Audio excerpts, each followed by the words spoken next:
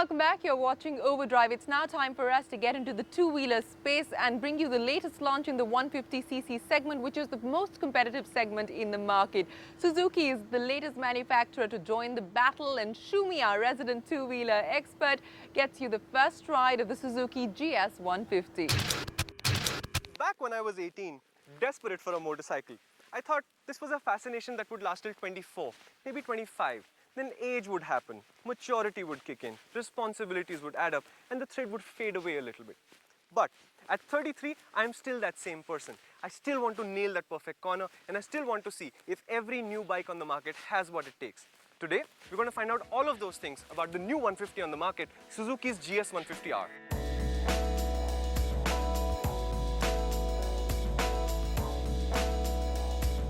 This is a good-looking bike, but not groundbreaking. There are cues from the Pulsar and GSXR in the fairing, a hint of unicorn in the side panel, almost undiluted GSXR again in the tail, and some Zeus cues in the tank. And then there's the fabulous dash. Not only is it big and bright, it has everything you could ask for, in places where you would expect them to be. Manufacturers across segments should check this out. That brings us to build quality, which is excellent, and it would be. This is a Suzuki. Right from the word go, Suzuki has stressed on the quality of their products, and the GS150R is no exception to that. Fit and finish levels are excellent, and there's not a panel on this thing that will rattle in time.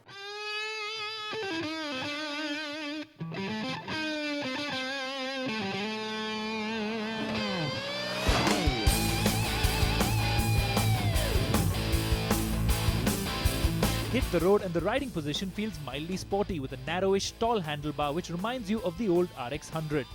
In use, it works quite well, especially in the city, where this bike will spend most of its time. Mirrors are good and the seat feels quite comfortable even after a few hours of hard riding. This is a typical Suzuki engine. It's refined, it's smooth, and it's torquey. The bike makes the same torque as the rest of the 150s, but it makes it 500 RPM lower. However, it must be said, Yamaha's FZ16 not only makes a little more torque than this bike, it makes it a further 500 RPM down the rev range.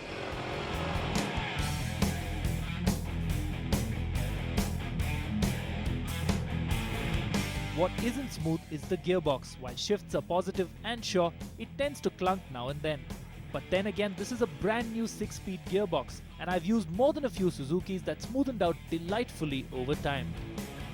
I was really expecting the GS to be a lot quicker. To 60 kph, only the Pulsar is slower, and that bike's due for an upgrade. But when it comes to 100 kph, this is the second quickest bike in the segment. Only the Apache RTR is actually quicker than this. It's strange if you ask me.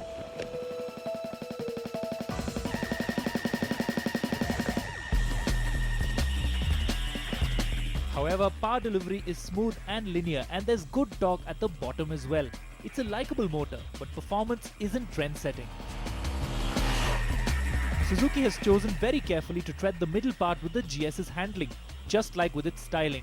It's pretty maneuverable in traffic and feels rather good, but ridden back-to-back with another 150, you realize that the GS wants to be stable and controlled, so it changes direction just a little bit slower. Newer riders will find the GS confidence-inspiring and friendly. One of the reasons for this is the wheelbase, the longest in the segment and equal to the other stability king, Honda's Unicorn. The wheelbase reflects on this bike's stellar ride quality. It might just have gas-charged